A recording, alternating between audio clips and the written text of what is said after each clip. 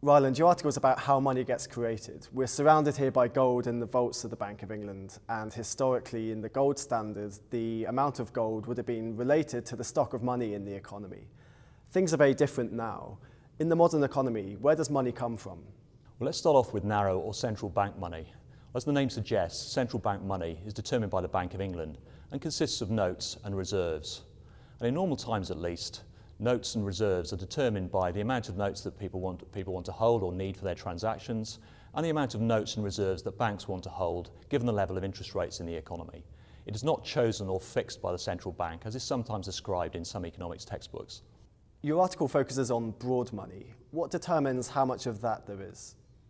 Well, broad money, which in many ways is a better measure of the amount of money circulating in the economy, includes all the bank deposits of households and companies. And one of the key points of the article is that banks create additional broad money whenever they make a loan.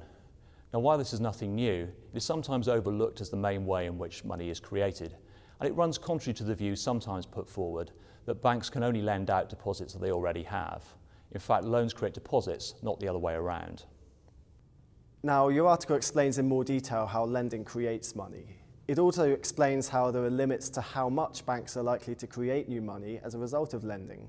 These could be profitability considerations of the banks themselves, through to how households and companies react in aggregate to having increased deposits as a result of higher lending.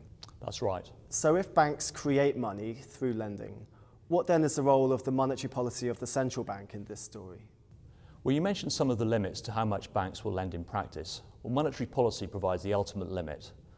Now, in normal times, say before the Great Recession, monetary policy is set through interest rates, and that determines the loan rates that are faced by borrowers in the economy and the amount of interest that banks pay out to depositors. And this directly affects the amount of lending that goes on in the economy and the amount of broad money that's created as a result. So obviously that's normal times. In the wake of the Great Recession, we've seen bank rate reduced to close to zero, and the Monetary Policy Committee embark on a series of asset purchases, often referred to as quantitative easing or QE, to stimulate the economy further. Now, your article discusses a number of myths relating to how QE affects the money supply. Now, QE serves to increase the number of reserves that commercial banks hold at the central bank. But the first myth you discuss is the idea that this in some sense represents free money for banks. What's wrong with that account? Well, it's true, as you say, that QE will lead to an increase in the reserves that banks hold with the Bank of England. But if you consider what's going on the balance sheets of the parties involved, you can see that it's not really free money. The main point is that QE mainly involves buying government bonds from pension funds and other asset managers, not from banks. The pension fund in this example will receive money in their bank accounts, shown here in red, in exchange for those government bonds, shown in purple. The banks simply act as an intermediary to facilitate this transaction between the central bank and the pension fund. The additional reserves, shown in green, are simply a byproduct of this transaction.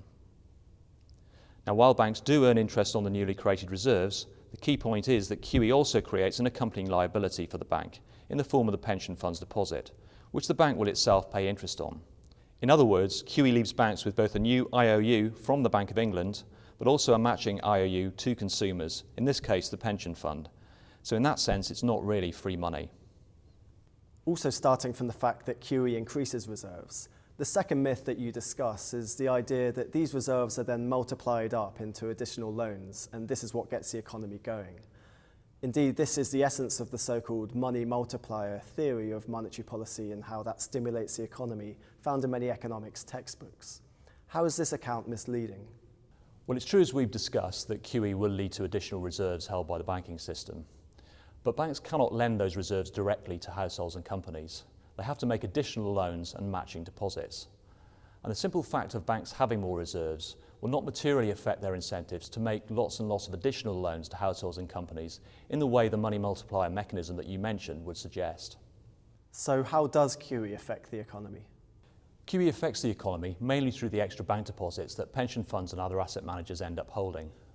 Those asset managers will use those deposits to buy higher yielding assets, such as the bonds and equities that companies issue. That will raise the value of those assets and lower the cost to companies of borrowing using those instruments. That's the key way in which spending in the economy is affected. But that could also mean that QE might reduce bank borrowing if companies use some of the funds raised by issuing bonds and equities to repay some of their bank loans.